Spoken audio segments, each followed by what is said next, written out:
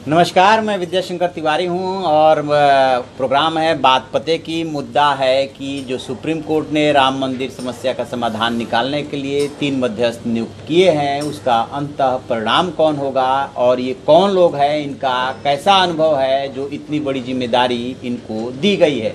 इस पर बातचीत के लिए हमारे साथ हैं हमारे सहयोगी विष्णु शर्मा। वो बताएंगे कि इनका क्या इतिहास रहा है, कब कब किस मामले में किसने मध्यस्थता की है और कहाँ तक मामले को अंजाम तक पहुंचाया है। विष्णु जी, दरअसल हर एक के दिमाग में सवाल आना स्वाभाविक है कि 3 लोग क्यों। अब श्री रविशंकर के बारे में लोग कह सकते हैं कि रविशंकर जी पहले से मध्यस्थता की कोशिश कर रहे थे और दुनिया भर में उन्हें एम्बेसडर ऑफ पीस के नाम से जाना जाता था। तमाम सारे दुनिया भर के कन्फ्लिक्ट वाले इलाके हैं जहां वो लगातार कोशिश करते रहे। ये अलग बात है कि बीच में कुछ लोगों ने ठप्पा लगाया कि वो भाजपा के करीब हैं, लेकिन ऐसे में जब बोर्ड के जो अध्यक्ष, जो मध्यस्थता बोर्ड बनाया, उसके अध्यक्ष के तौर पे नाम आया कि जो फ़कीर मोहम्मद इब्राहिम कलीफुल्ला, वो सुप्रीम कोर्ट के जज रह चुके हैं। और जो तीसरा नाम है उसका नाम किसी ने सुना ही नहीं था, श्रीराम पांचू। उसको लेकिन लीगल फ्रेटर्निटी सारी जानती है। तो मैं श्री रविशंकर के बारे में बताना मतलब उपयुक्त नहीं है, वो सब लोग जानते ही हैं। दूसरे जो नाम हैं जो बोर्ड के अध्यक्ष बनाए गए हैं, वो दरअसल मद्रास में कभी वकील थे, उनके पिताजी भी जज थे और ऐसे में मद्रास में ही उन्हें, मद्रास हाई कोर्ट में उन्हें जज बनाया गया। उसके बाद उन्हें भेजा गया जम्मू कश्मीर की जो हाई कोर्ट है, वहाँ पे एक बार उन्हें मौका मिला 2 महीने के लिए एक्टिंग चीफ जस्टिस रहने का और उसके बाद उन्हें चीफ जस्टिस बना दिया गया। अब दिलचस्प बात यह है कि पहली बार ऐसा हुआ कि कोई चीफ जस्टिस जम्मू कश्मीर में खुद तालुके गांव जिले में जाकर वहाँ कोशिश कर रहा है कि कैसे लीगल फ्रेमवर्क बने, कैसे लोगों को न्याय मिले। तो पहली बार लोग चीफ जस्टिस को अपने सामने ऐसे देख रहे थे कि लोग इतनी कोशिश कर रहा है। उसके बाद उन्हें सुप्रीम कोर्ट में जस्टिस बना के लाया गया। अब सुप्रीम कोर्ट में हालांकि उनके तमाम सारे जो फैसले थे, कई बार उन्हें चैलेंज किया जाता था, लेकिन शायद ये ऐसे अकेले जज थे कि जिनके फैसलों को सुप्रीम कोर्ट ने ज़्यादातर अपहेल्ड रखा, बरकरार रखा। अब एक बड़ा इसमें ज़रूरी फैसला, एक बहुत ऐसा फैसला था, जैसे ही अब हिंदूवादी लोग तमाम सोच रहे होंगे कि एक मुस्लिम को, हालांकि वो जज रह चुके हैं सुप्रीम कोर्ट के, उनको मध्यस्थ चेयरमैन बना दिया गया। तो मैं उन्हें बता देना चाहता हूं कि इनको क्यों चुना गया।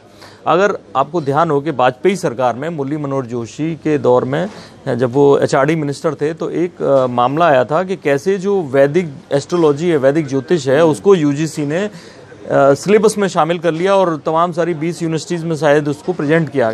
तब इसके खिलाफ लोग कोर्ट गए। उस वक्त मद्रास हाई कोर्ट में इन्हीं की बेंच में कलीफुल्ला, जो जस्टिस कलीफुल्ला की बेंच में ये मामला गया और उन्होंने इस पर रोक लगाने से मना कर दिया और इसको इजाज़त दे दी। तमाम सारे ऐसे लोग थे जो साइंटिफिक मानते नहीं थे उसको, वैदिक एस्ट्रोलॉजी को, लेकिन उन्होंने इनको इनकार किया। बोले इतना पुराना ज्ञान है, भारत का विज्ञान है और इसको पढ़ाने की अनुमति मिलनी चाहिए।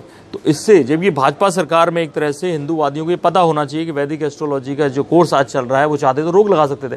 और इनके फैसले को सुप्रीम कोर्ट ने भी बरकरार रखा बाद में। तो ये एक बड़ा मसला था। दूसरा मसला सारे क्रिकेट फैन जानते होंगे, जब बीसीसीआई का मसला आया, जो लोढ़ा कमेटी जिस पे बैठी, तो ऐसे में सुप्रीम कोर्ट के 2 जज थे जिन्हें फैसला करना था, चीफ जस्टिस टीएस ठाकुर और दूसरे थे इब्राहिम कलीफुल्ला।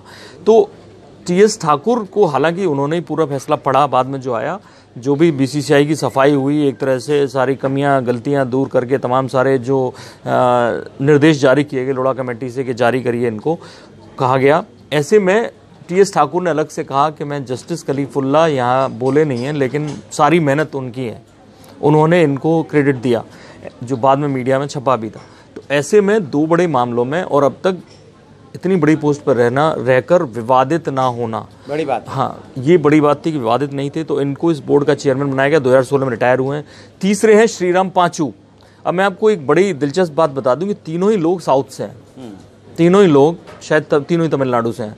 तो ऐसे में लोग ये कह सकते हैं, एक सवाल उठा सकते हैं कि जो जितना इसके पक्षकार हैं वो सब हिंदी अवधि बेल्ट से हैं, जितने भी राम मंदिर, बाबरी मस्जिद। तो ऐसे में कहीं ये हिंदी उतनी ना समझें और वो ठेस हिंदी वाले लोग अंग्रेजी ना समझें। तो जैसा कि सुप्रीम कोर्ट ने कहा है कि आप बोर्ड के मेंबर और बढ़ा सकते हैं मध्यस्थता बोर्ड के, तो हो सकता है एक आध बंदा उस तरह से जोड़ा जाए।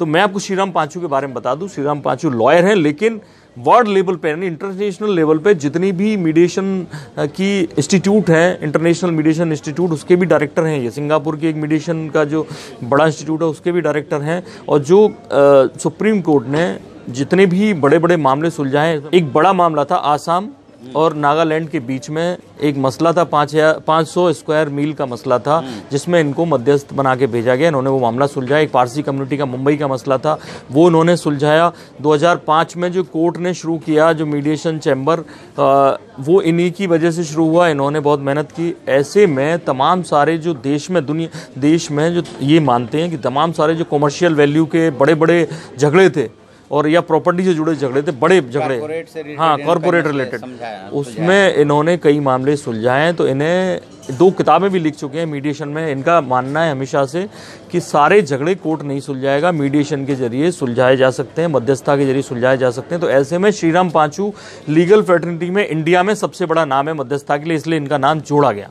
चलिए देखते हैं, सुप्रीम कोर्ट ने यदि तीनों को मध्यस्थ बना करके एक बार फिर से पहल की है। इतिहास में देखेंगे कई बार समझौते की कोशिश हुई है। हाई कोर्ट ने भी एक बार इस तरह की मध्यस्थता की बात की थी। इसके अलावा नरसिंह राव सरकार के ज़माने में, चंद्रशेखर के सरकार के ज़माने में, अटल बिहारी वाजपेयी की सरकार के ज़माने में भी समझौते का प्रयास हुआ था। अटल जी ने तो बल्कि अपने पीएमओ में एक अलग से सेल बना दिया था, अयोध्या सेल, जिसको कि शत्रुघ्न सिंह हेड किया करते थे, लेकिन कोई नतीजा नहीं निकल पाया था। खैर, ऐसे विवादित मामलों में यदि बातचीत से कोई हल निकल जाए तो इससे अच्छी बात हो ही नहीं सकती। देखते हैं आगे क्या होता है। जो भी इसमें अपडेट होगा हम आपको बताते रहेंगे। आप देखते रहिए हमारा डिजिटल चैनल इन खबर। उसे लाइक कीजिए, शेयर कीजिए और कमेंट बॉक्स में जा करके कमेंट जरूर लिखें। Thank you.